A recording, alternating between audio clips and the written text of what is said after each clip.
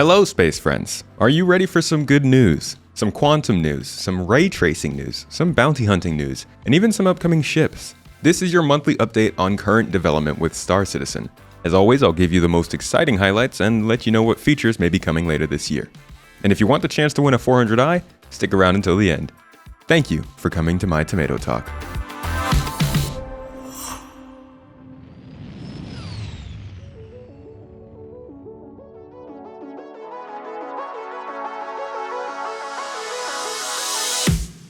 As is tradition, AI starts us out for May, though it is a bit short this time. Vehicle collision avoidance was improved along with the ability for NPCs to drive normal paths across a planet, hopefully for use in upcoming missions. Work also began on dynamic pathfinding so NPCs can navigate around hazards in their way. NPC EVA started to investigate how AI characters could enter and exit ships and space stations, and the team also continued to build out the Apollo Subsumption app, which allows designers to determine the logic flow of AI companions and enemies.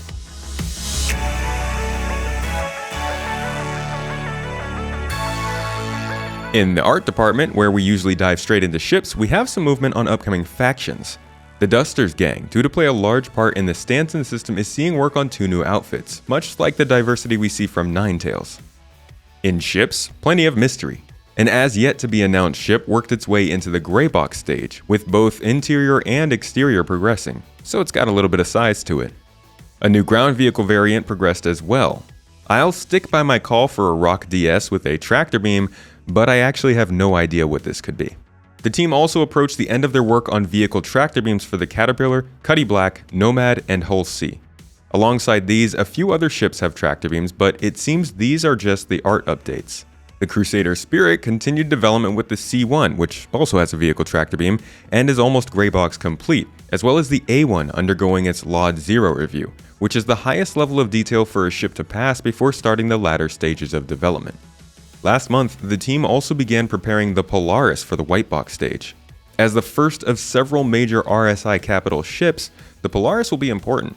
Not only is it an incredibly popular ship for its size and use, but this will define how RSI capital ships look and feel going forward. The team is focusing on building it using reusable assets, much like how the Javelin and Idris are built. That way, they can be used to help build the RSI Galaxy and RSI Perseus at a later date. This ship is big, so don't expect to see it any time in the next year. The Tumbrel Storm also approached the LOD 0 review stage, with the vehicle being in the polishing phase and likely to come sooner than something like the A1 at the same stage of development. Greybox on the Santok-Yai also mostly completed, with some unique textures being used to further build out the Xi'an style, much like we saw with the Defender. I just went over Inside Star Citizen recently that looked at the details of the Santok-Yai, and I'll have a video for you about that later this year.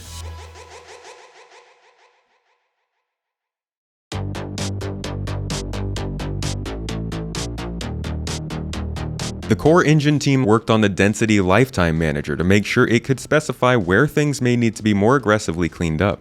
For the renderer, the team also began removing legacy code after finally implementing the new Gen 12 renderer in 3.18. Slightly related, we'll be talking about rendering stuff later in this update, specifically ray tracing. But the physics team was busy bug fixing and improving the cloth simulation system, as well as vehicle tech issues that popped up with 3.19.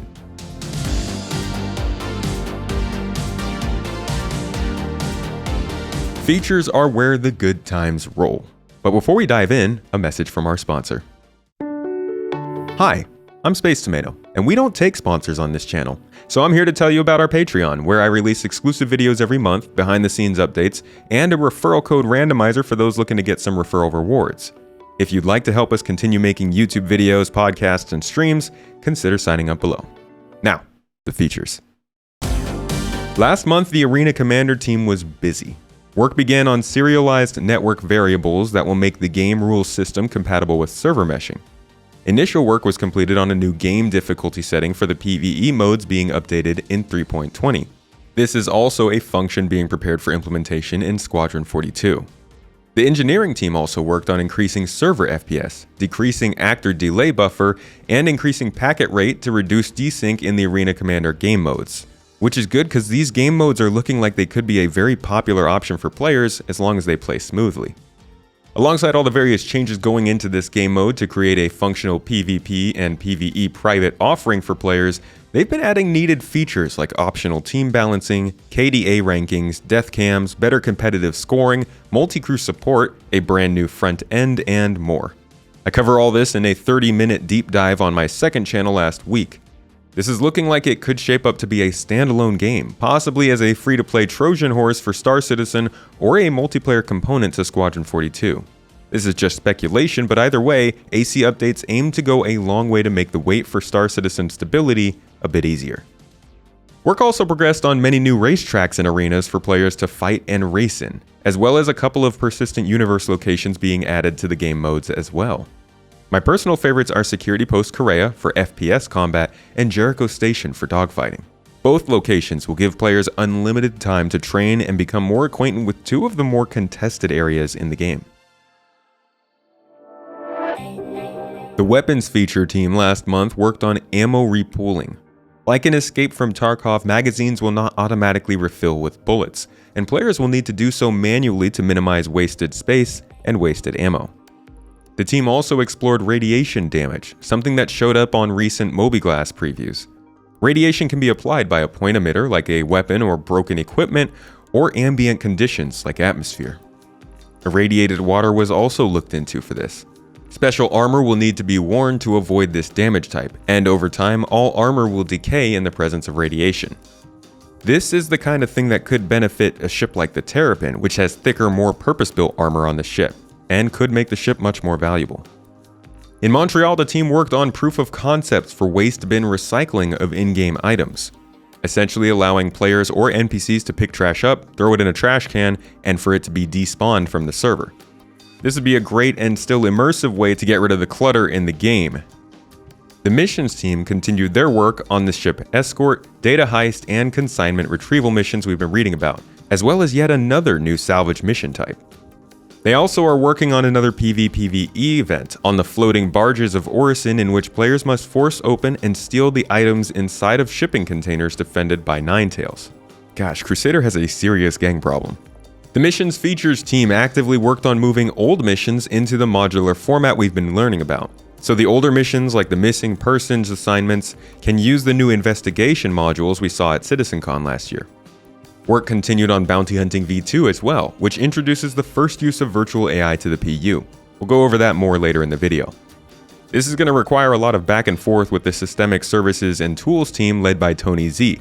It also requires the ability for body pods to attach and detach from various points around the game as you're apprehending criminals and turning them into bounty offices.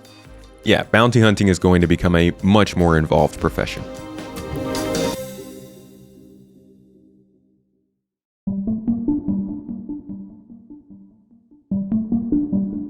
The graphics team spent a lot of the month improving quantum jump tunnels, shadows, and render-to texture tech. In a surprising turn, global illumination is also well underway.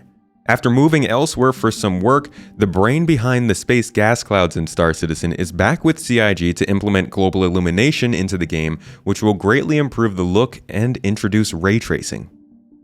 While well underway, only a prototype of the ray tracing currently exists, so we'll keep an eye on this development, but it's happening sooner than I thought it would. The Planet Tech team finalized quantum obstacle generation in asteroid fields. This may be a sign of quantum travel restrictions around large obstructions. Particularly, the Aaron Halo Belt is meant to have gates owned by ArcCorp that allow players to pass between outer and inner system freely. While there will likely be other ways to navigate, this most convenient method will probably introduce interesting choke points and logistics considerations when navigating the star system, and will be one of the final touches for Stanton on the planetary scale. Finally, water can now be fully simulated in the engine and features disturbance improvements, which we reported on in recent monthly reports.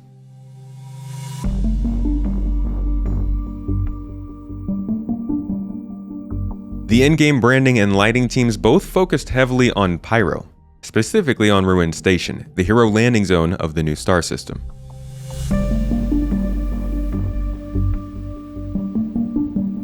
In May, of course, the locations team also worked on Pyro, specifically the ever-developing Ruined Station.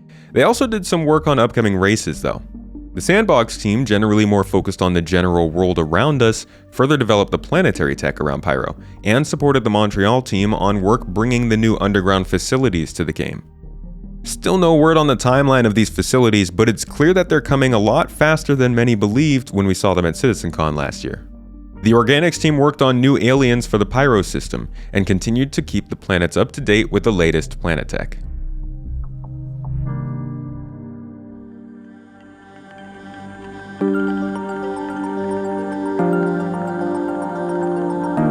The Narrative team in May worked on the data heist, package extraction, and consignment retrieval missions.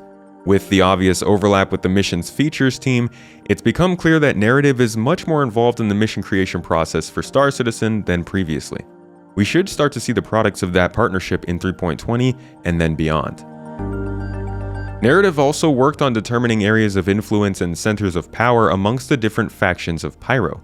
Similar to Stanton, there will be several groups that you'll be able to work for, fight against, and choose to support as you go about your business.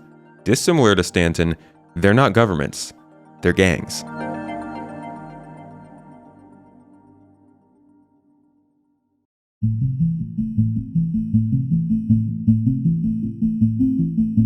The SST team spent the month working on Bounty Hunting V2.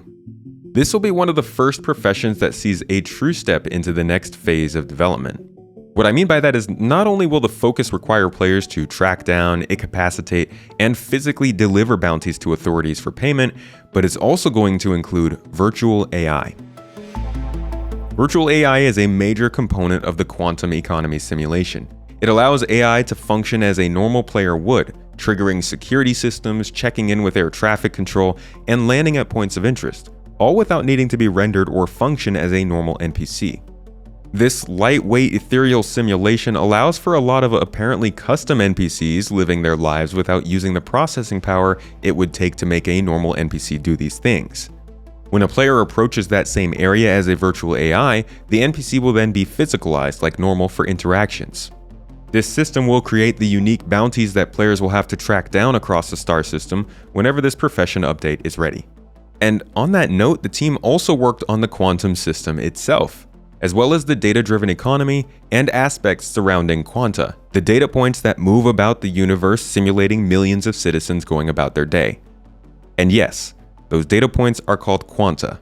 The actual system is called quantum.